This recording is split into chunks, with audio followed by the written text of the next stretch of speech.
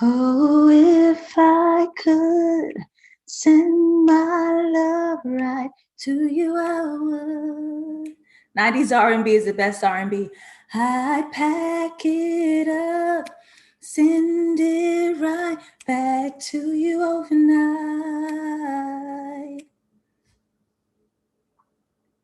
Every time I hear your voice. I'm sorry, nothing better than 90s R&B. I don't know what to tell y'all. Sending my love to you. Who knows that song? Praying that you. Chloe and Halle did a bomb remix to that. Sealing it with a kiss, sending my love. Y'all don't know nothing about that. Why I gotta put y'all on all the damn time? What's up? It's another live dissection with me, JustLatasha, and I'm here every Monday evening, 6 p.m. EST. I'm so happy to have you. If you guys are not a patron, you guys would have seen that I made an announcement today on Patreon. I do go live twice a month, so we're going to be doing those exclusive private live streams at the end of June. I have some personal stuff coming up. I made a post about it on Patreon. I can go over there and check it out. But pray for me, y'all. Pray for my body. Pray for my spirit. Pray for my health. We need that. We need that. We need that. If you guys are also not following me on social media, come on. Come on. What are we doing? Okay? What are we doing? Like, we know better than this by now, right? Like, don't we? JustLatasha on Instagram, JustLatasha404 on Twitter. This season was rushed. Here we are, season finale, 2-hour finale, just like we had the 2-hour opening. Y'all kind of gave us 2 more weeks. What's the dealio? Y'all really could have gave us 2 more weeks. Like, dang, what is the rush for? Ain't no TV out. And that's really a conversation I've been having with my patrons as well. Like, COVID really got TV down because last year we was on, okay? We was on. We had Insecure, followed by Love Crowd Country, followed by I May Destroy You. And then it was like, so like, damn. And being that it's a 2-hour finale, the show would probably still be around a half an hour. But again, with Pose, I just want to touch on some themes because this show made me so wrong. This show made me so wrong in so many ways because visually they were doing a lot of things that would allude to a meaning in the story. And the story just didn't manifest in the way that the visuals were giving us hints to. So it made me look like I didn't know what I was talking about. But whatever, that's neither here nor there. The messages in this show are so powerful that it's more than enough to be able to just speak about the themes and the segments that happen to the characters. And I'm excited to do that. Today is going to be different. As you guys can see, I don't have the elaborate visuals. I would have, but I couldn't access the finale part 2 online to take the screen grabs and do all that. So it's just me and you, baby. We riding out.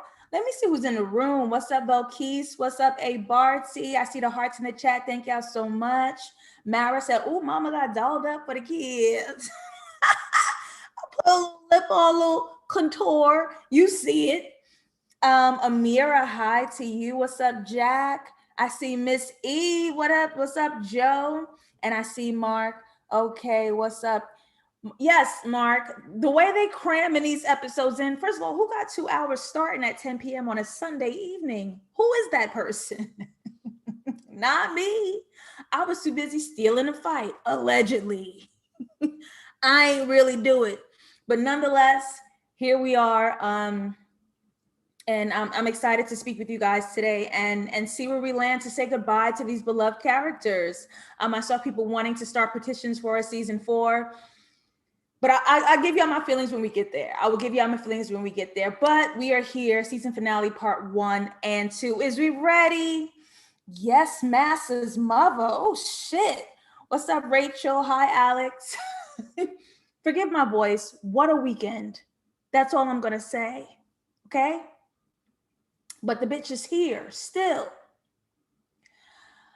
So, Janet Mock, director, EP, big ass name on the show.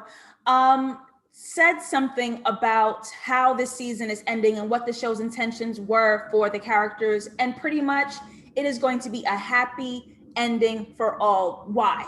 Because when it comes to LGBTQ, trans people, Black and brown queer people, all different identities and sexualities, they don't often get the happy ending. So, with a lifetime of that kind of experience, why would we sign up for a TV show where everybody's going to meet that same dreadful end? Why can't we dream? Let's give fiction, let's give story. And so, we've seen that in this final season, right? Blanca found love. That was something that was very important to her, especially coming off the end of season 2. She found her perfect man. Now, Chris was throwing me for a loop. He was wearing too many stripes and plaid. We seen him in too many mirrors, and he was too perfect. So I guess maybe the worst thing about him was that mama he got, but I'm glad he's a good guy. We needed the break, okay? We needed the break. Angel and Poppy found love, got married, have a family. They're growing into their own unit. Elektra got away with murder, gang, okay? And she is massively wealthy as she always dreamed, full dream realized. All right. And so that brings us to this character that we're losing tonight. Pray tell, if everybody's having a happy ending, how could this possibly apply to Prey? Well, let's take a look at it. When the show opens, we have Prey's HIV status being extremely dire, and he's saying these things in the idea that he wants to die alone. And I've already mentioned this in the last dissection, but Blanca's fine. But Prey is not. And that's a very important lesson for me and for anybody else watching, because myself and some other viewers started to hypothesize that maybe there was also an ending for Blanca, especially seeing her health condition at the end of season 2, and she's in the wheelchair and she's losing, her strength, and her body's not cooperating in the way that she intends it to. But especially during this time in the 90s, coming off the 80s, HIV was there was so much more to learn about it, and it was so unpredictable. So some people had the worst of it, pray tell, and some people were unexplainably doing fine. Blanca. And how does that set off survivor's guilt when you're looking at someone, you have the same virus, and one person's really getting the brunt of it, and you're walking around falling in love, getting a job, glowing, good hair, like, you know what I mean? That must have been tough. That really must have been tough. That must have been a doozy for survivor's guilt. And someone like me who needs to learn more about this virus, I just assumed that she was going to have a bad end. I mean, that happened for a lot of the characters, regulars, visitors, guest stars. That was the ending for a lot of characters. But it was important to see someone be living well with this virus without explanation. That's just how it works. And Blanca's been living with it for 7 years. Let's see what y'all saying in the chat. A Barcy was like, look, I knew something was up with Chris too. Mara said Elektra did get away with everything. Mark says, I feel like they would have given more tension with Christopher if they had more time. Because he just came in, he's perfect, and the story just went on. Okay, I mean, that's fine. That's fine. Okay. Pray Tell went out as a real one. It reminded me of how common pill sharing. Oh, we're going to get there. I'm going to come back. I want to stop by just with some historical background. This is from Vulture about the ACT UP initiative, right? Because as the story explains, racial discrimination in the medical field was on and popping, and all of the quality tested drugs were only going to white people. So Blanca has this patient, this white patient who's sick, who's down, and then he comes back and he's doing great. Now, who's your plug? What up? What up with it, right? So this is the start of that revolution, and this has taken place. The ashes, the dumping of the ashes happened on the front lawn of the White House in 1992 and 1996. And so they said something that really caught my ear, the Lazarus effect, Blanca called this, where you are as good as dead. You are close to death as you are going to get. And after this medication and after the introduction into this new medicine, you're alive. It's sort of this rebirth that happens, right? Coming back from the dead. And we've been talking about that this entire time with Pray Tell, from when he went home back to church and when he healed all those relationships and he sort of rebirthed himself. And then he started to speak about his death and his legacy and how he's going to live on. We're speaking about this Lazarus effect of not really being dead, that only the body dies. And we're leaning further into Pray Tell's legacy. So the ACT UP was very real. They was really bringing bodies and dumping ashes because the government needed to be held accountable, and Big Pharma needed to be held accountable for their racial discrimination in the healthcare field. How are you going to use skin color to deny health and be responsible for the massive deaths in inner cities? Sound like devil work to me. It sound like devil work to me. Mark says, I like that it depicted some people actually did survive without the meds. Some people's immune systems could just fight it. One of my older friends has been living with HIV since the late 80s. Imagine that. I know others who've survived with this since practically the beginning. God bless, because wow. And I can't imagine the number it does in your mind when you're well and watching other people not be well. Like, you can only clap for yourself for so long that with someone with any moral conscience might kind of take that on a little bit and be like, why me? Why? Yeah, I remember when Beyonce was asking that, she was like, in that Life is But a Dream fucking documentary or whatever she made on her MacBook, make me sick. I love my queen. She goes, why God am I so talented? Why me? Bitch, get out of my face with this, Apollo. I love her. Valid question, but Jesus Christ, Beyonce, you're goddamn Beyonce, please.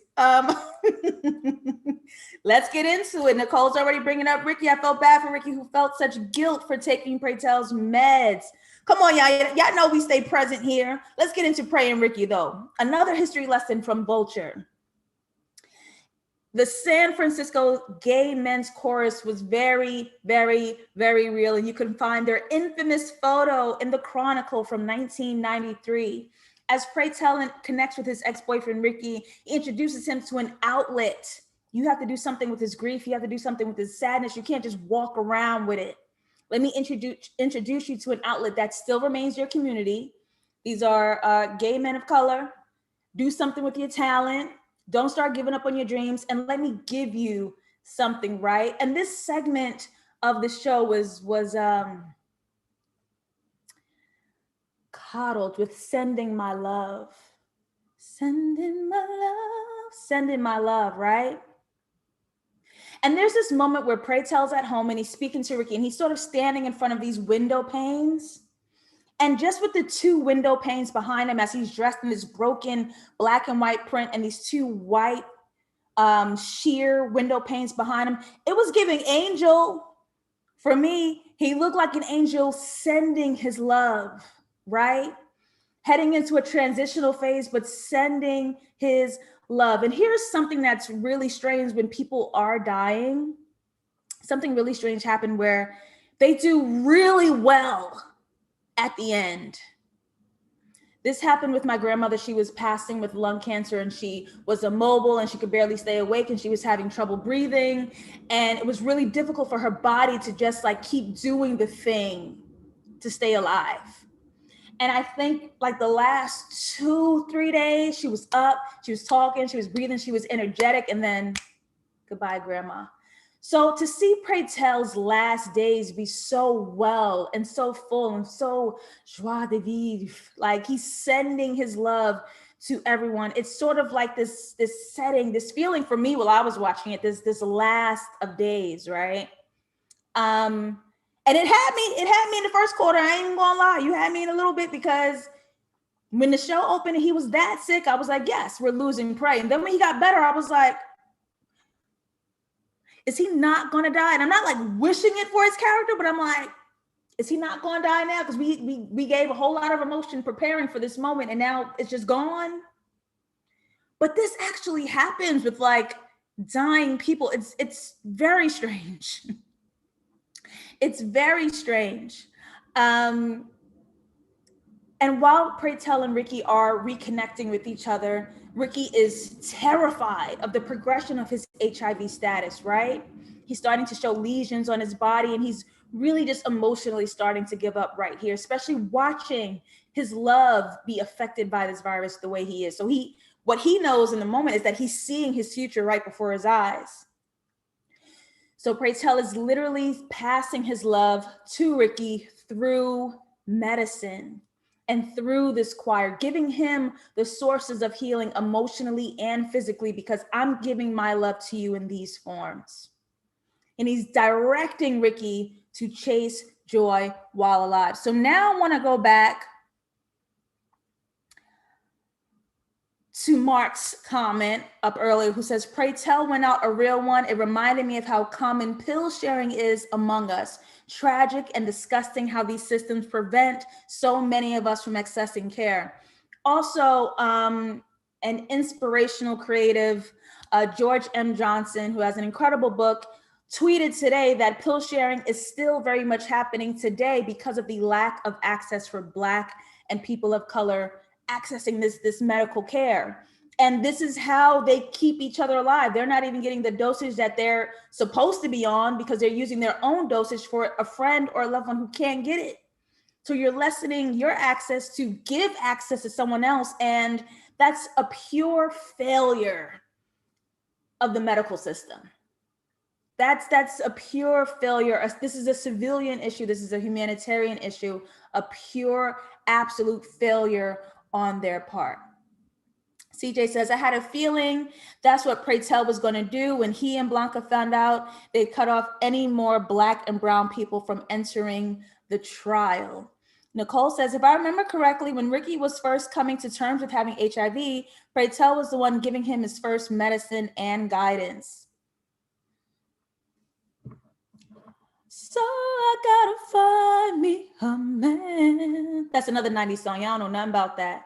Y'all don't know nothing about that. So let's talk about Pray Tell's last night. It was giving good night. It was giving good night because the way he was speaking to Blanca, Ricky, Chris, it felt like I'm parting with you, right? So his final sentiments to Blanca was to encourage her to be confident enough to put herself first. Chris, you ain't lucky because you got Chris, or you ain't lucked out because he found. No, you're the one. You're the prize, you're the love, you're the deserving one, you're the incredible one. Chris is the lucky one to have you. Change up that mindset. And that's something that she's going to keep for the rest of her life. This is just another way that he's sending his love from afar, right? Giving her these last words. And that whisper, ain't no mountain high enough to keep me from you. Ain't no mountain high enough to keep me from loving you. No matter where I go, how far away I seem to be, I'ma love you. Mountains worth.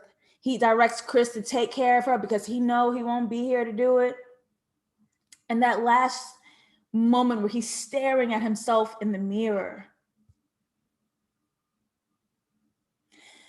Sometimes I've had this moment where I'm like, I look at myself in the mirror, and it feels like I'm sort of rediscovering or seeing myself, or there's sort of this outer body connection where I'm like, that is a person, and that person is me.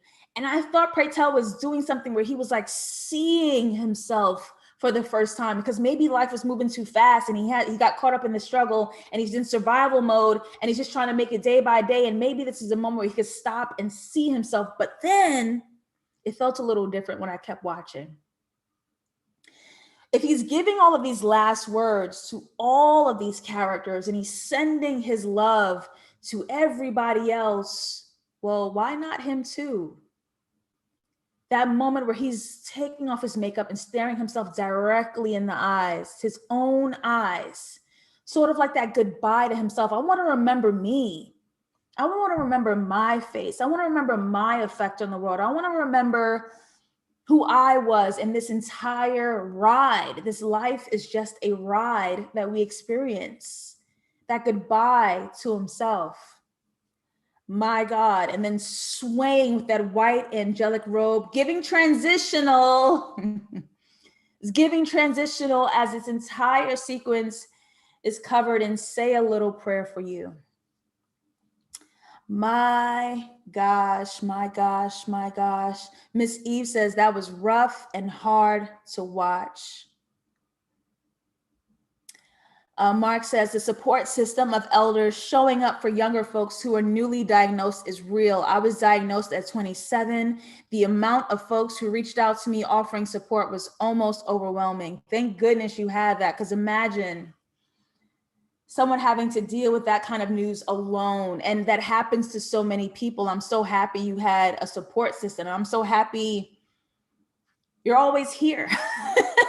I'm so happy I get to see you as often on the internet as I do. That gives me a signal of life and wellness for you. I'm so happy that you're around, Mark. A. Barty says, I love scenes when people take off their makeup in the mirror like that. Something about that vulnerability. Yeah. Yeah, didn't Queen Latifah do it too in Bessie?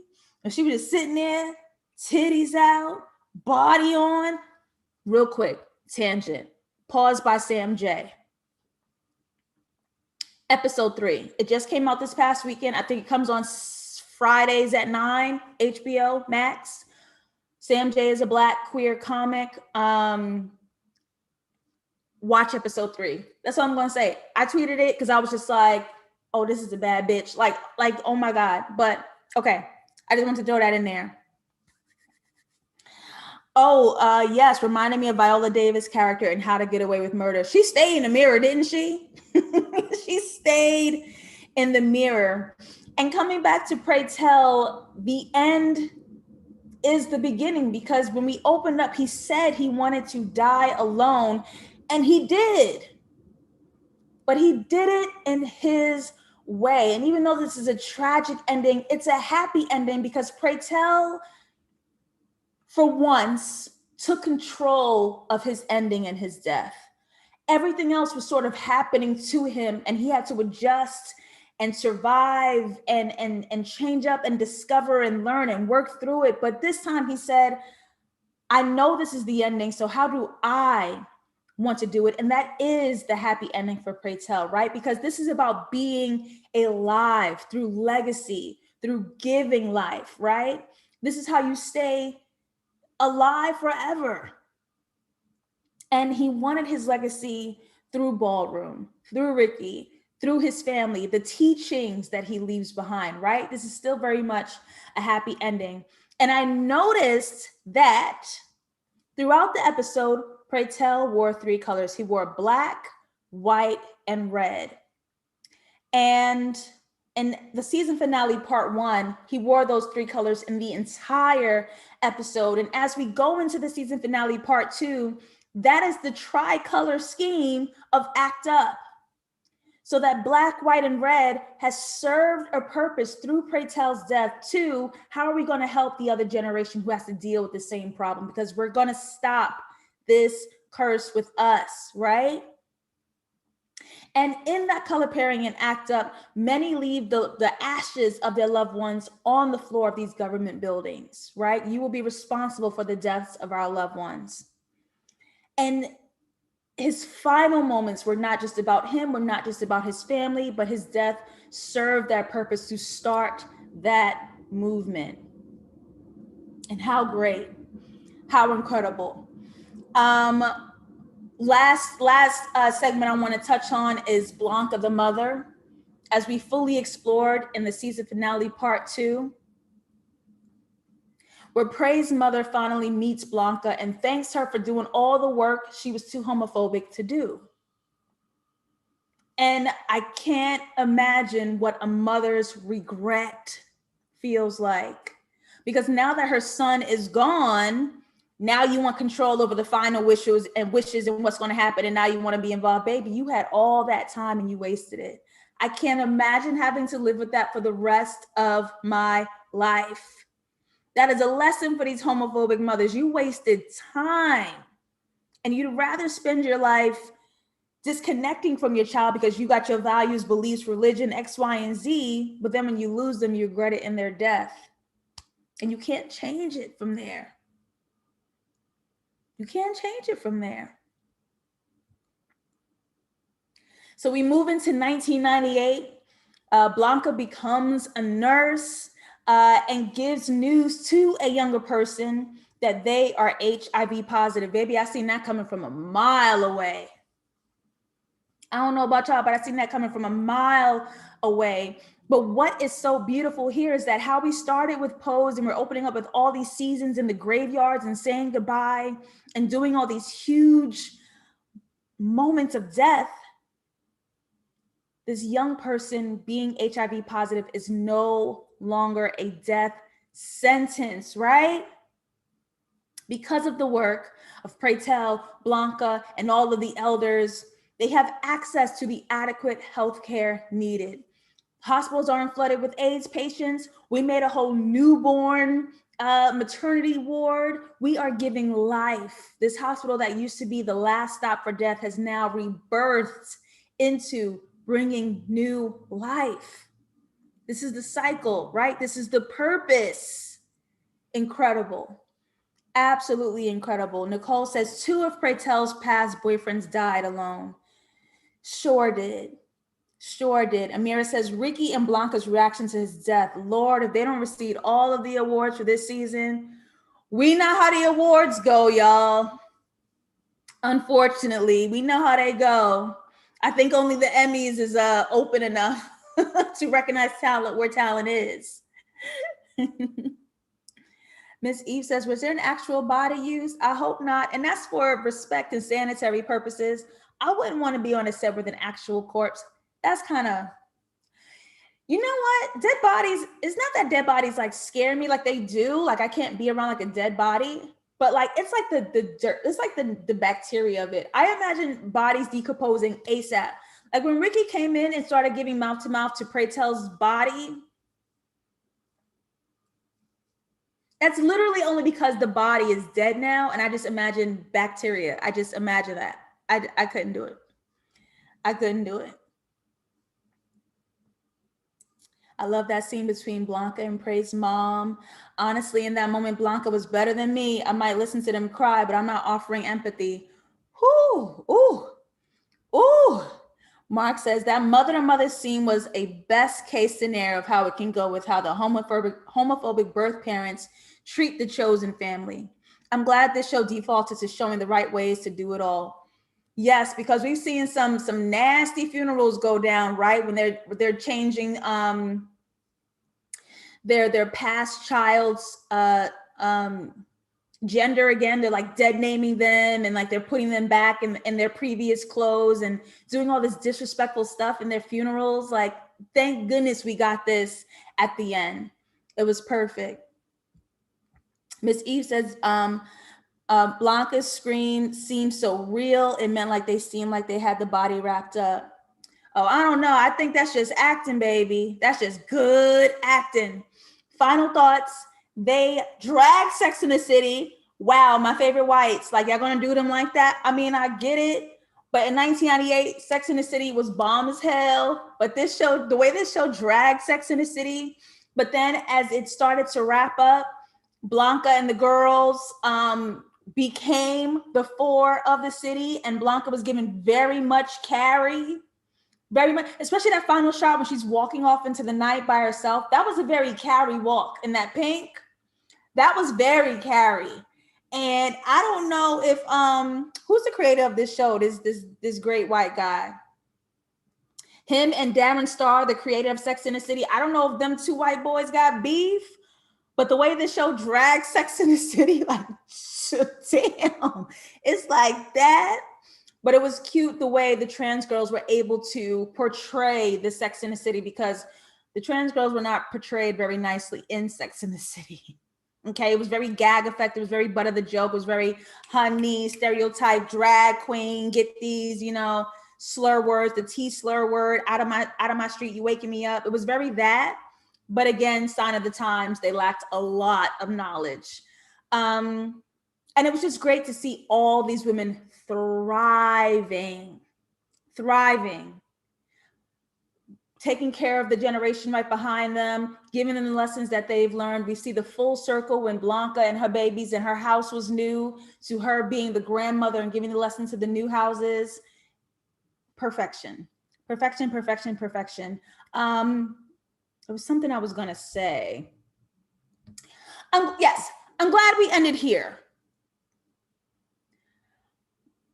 I'm very attached to the characters. So when all these new babies started coming in and Blanca was a grandmother and we had to get to know all these new babies and Ricky is the daddy and they have a whole house, and I don't want to know the new babies. I'm sorry. I wouldn't sit through a season of getting to know all these new kids. I personally wouldn't. I think they gave the exact sentiment of the generational switch. And it was a nice ending. I thought we was going to get a big funeral for Pray Tell. He live, work, pose. I mean, that's how we opened the show. But I thought we was going to give a big elaborate funeral, aka the poppy angel wedding. Like I thought it was going to be very that. But I'm happy that they took care of other stuff and we didn't get sucked into that moment and just stayed there. I'm glad they kept the world moving. How does the world shift outside of Pray Tell and move on with their lives? Blanca and that little nasty snakeskin miniskirt going to go see her man at his job. Baby, you gave me everything. You gave me everything. Yes, what a perfect scene to end the series on, though. This show is historical. What up, BZ? Daddy Ricky. I also loved in the end how Angel embraced her new role as a mom to the 5-year-old. She is totally adjusted. She's totally enjoying it. CJ says it felt quick. Yes, it is sad that Damon couldn't be there. He had personal, tragic events to deal with in his family. So I hope he's well. I wish his character would have had a happy ending as well. Supposedly he relapsed and went home, and his character is not okay. He's the only one who's not okay. Nicole says the new babies I wanted to see were the ones from the last episode of season 2. What happens to those 2 kids? I don't know. Mark says, I agree. I think the show got shortchanged, but it's always better for a show to leave the audience wanting more rather than overstaying its welcome. Yes, always leave on a high note. And that being said, I am so happy that you guys are here. Please do not leave without subscribing. Please give this video a thumbs up and share it on your social medias and your timelines. Follow me on mine. I'm JustLatasha on Instagram, JustLatasha404 on Twitter. And I do go live twice a month over on Patreon, patreon.com/JustLatasha. Going live for Juneteenth. We're going to do something black as hell. I don't know what yet, but it's going to be black as hell and we're going to have a good time. But I'm going to do it early so we can go ahead and kiki together, and then we're going to go out to whatever day parties or what have you pop up. Okay? Pop up. Other than that, I appreciate you. Please give this video a thumbs up, subscribe, turn on the notification bell, do all of that. And of course, as usual, live, work, pose.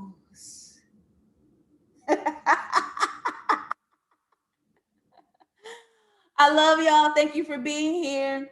I'm going to see y'all later next Monday, 6 p.m. EST with another live dissection, starting something new.